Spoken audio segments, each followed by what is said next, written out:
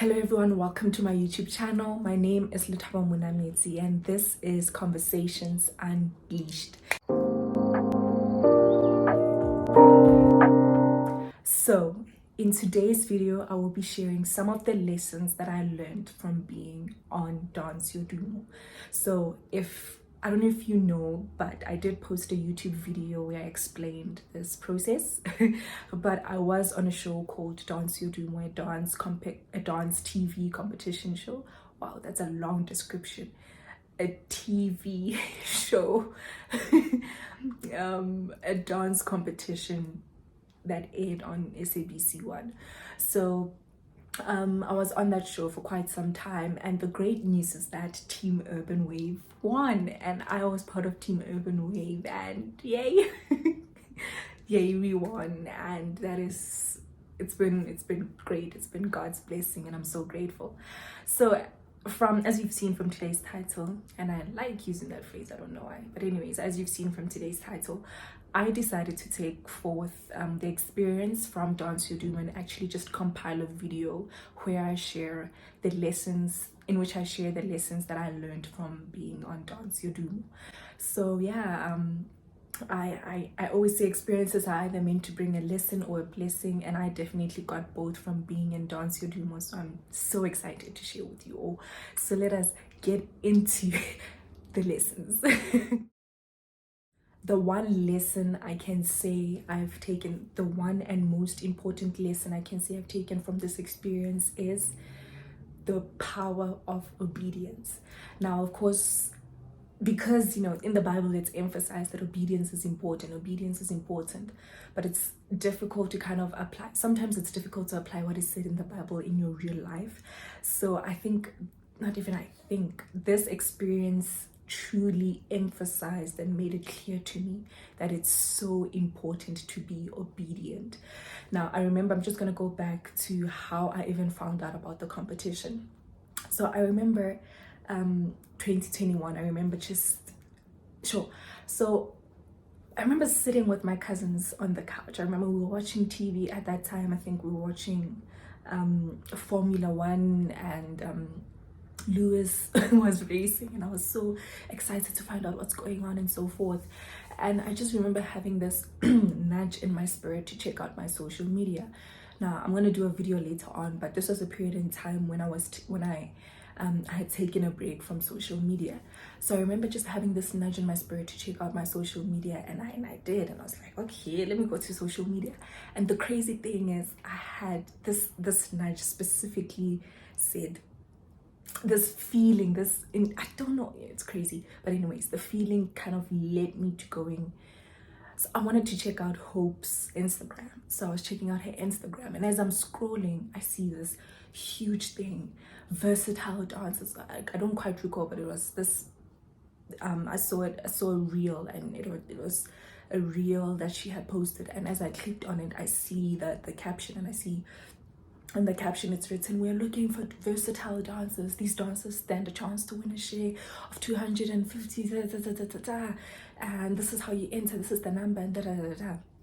So months earlier, a friend of mine had actually sent me the details. She sent me these details, and I was like, this is I kind of doubted. I was like, no, I wanted to, but I was like, what? Because she sent me a screenshot of, I think someone just posted, hey, they're looking for dancers, here's the number. So she didn't send me the posters and the official thing proving that it's SABC1, proving that it's a legitimate competition. So I was very apprehensive. I was very doubtful that this is a legitimate thing. And because I had taken a break from social media at that time, I didn't really have the means to check out Instagram or check out Facebook or check out any other social media platform to verify that this information was true. So when I saw Hope's post, I was like, oh, so this is a legitimate thing. This is a real show that's about to happen. And I remember I saw her post on the 19th of December, and the competition deadline was said to be the 18th of December. And my heart just dropped. And I was like, you know what?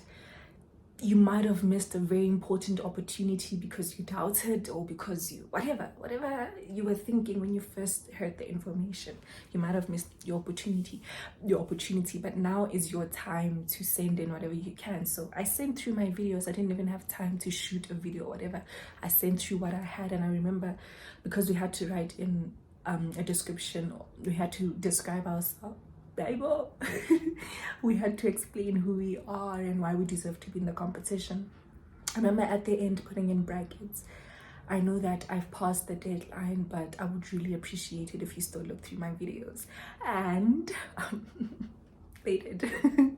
They did look through my videos. And the reason why I'm telling this background story is because that for me was not necessarily the first time, but it wasn't the first time I heard God's voice guide me to do something. It was the first time I acted on God's voice without wanting to reason. A lot of the times I have found myself being that girl who wants something to be reasonable before I can act on it. It's for me deciding to send through my audition tape despite it being past the deadline, that for me was highly unreasonable. I didn't expect anyone to even look at my videos, but I was like, I sent it to you, and I immediately detached from the experience, I immediately detached from the outcome, because I did not want to be disappointed if what I expect happens. So it was the first time I acted, and it was truly an act of obedience, because the nudge in that moment was, as much as it seems impossible, just do it. As much as it makes no sense for you, just do it. I will always remember the fact that there was a time it was unreasonable, but God still decided to make a way. Why? Because He is the one that opens the doors nonetheless. And so moving on to lesson number two. Lesson number two is more about the experience that I faced in the show rather than the experience before the show. So my lesson two, I'm referring to my phone because I do have my notes. I don't want to repeat certain points, so I just wrote them down in case I'm tempted to do that. So the second lesson that I learned is live in the moment. Focusing too much on the future denies you the ability to enjoy your now. So I would consider myself someone who lives on planning. I love to plan and I love to stick to a plan. But my experience on Dance Yo Dumo, I think, thank goodness I was with the team I was with, because they are so fun. They were so fun to be with. And I remember making a conscious decision to not be attached to the final outcome. And what do I mean by that? Of course, the final outcome was that we would win a prize at the end of the show. And I just decided, you know what? You have made it through this show. And the best thing you can do with what you have is do the best with what you were given in the moment. So for every single task that we received, I always decided to take it as, this could be my last moment. So stop focusing on the end. And what that did for me was help me kind of, how do I put it? It helped me break away from my habit of over planning. I like to plan, and planning means, you have a vision in mind. And I decided through the show that it's important to let go, not to be aimless in the show, not to just do things because I do things, but rather to do things because in this moment, this is what I need to focus on. That is also a lesson that I will choose to walk with for the rest of my life, because I think it is so easy to get so consumed by what you want the outcome to be that you eventually lose the beauty of enjoying every single moment, every single second, every single minute that's passing you by in your present time. I laughed, I cried, when you laugh, that kind of laugh that makes your tummy sore. I cried, I played around, and when it was time to be serious, I was serious. And I had conversations with the team I was in with my team. We had conversations that had nothing to do with the show, but just conversations that had everything to do with who we are as individuals and as people. And that experience was, in the moment when I was going through it, I was more like, I have no idea whether I'll be with this team, I'll be with these group of people once the show ends. But in this moment, I choose to give off myself, and I choose to be present with them and choose to give them the best of myself, even if it's merely for a competitive sake, not competitive sake, even if it's merely for the fact that we have a common thing, and that common thing is that we are in the competition. And on to the third lesson. I just have 3 lessons that I'm going to share today. I think these are the 3 main lessons, and from there I can basically break down other lessons from these 3 main. So the third lesson that I learned from being on Dance Yo Dumo is, referring back to my notes, is yes, you are worthy. Allow God to do good things for you. Now, this is also one very important lesson that I learned from being on this experience, from being on the show. And this, it's actually crazy how I didn't even notice that this is how I planned my lesson. One starts off with the beginning, one starts off with the process, and this one actually mainly tackles the end. So as I said, the good news is that my team, I don't like saying my team because it doesn't belong to me, but the team Urban Wave, we won the show, and of course your excitement was crazy, and of course it's still a great blessing. So this lesson of yes, you are worthy, allow God to do good things for you, came after the show. And it came to me because for the longest of times I had constantly put away the good things that I receive in my life. Not put away, but I would always dim them down and be like, oh yeah, great, but I need to do more, I need to push more, whatever. And that came from a place where I always felt like it's important for me to never think that I'm entitled to the good things that are happening in my life.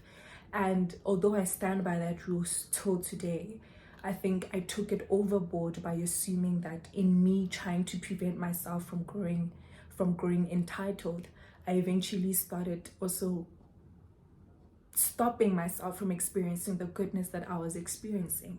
And I don't know if I wrote it. Yes, I wrote it down, and I said there were a lot of times I had to remind myself that me telling myself that I'm worthy of this opportunity does not mean that I'm saying I am entitled. Now, I'm a strong believer that every single thing, every single good thing that happens in one's life is a blessing from God. And I'm also a strong believer that one should never think that just because that they are talented, they should then deem themselves entitled to the good opportunities that they receive. And that belief carried me through, and it still carries me through. But in the moment of winning the competition, I had to remind myself that, remember, you admitting that you are worthy of this good thing in your life. It's not you saying, oh, I deserve it, oh yes, I should have gotten it. It's you admitting, or it's you acknowledging the fact that God sees your efforts.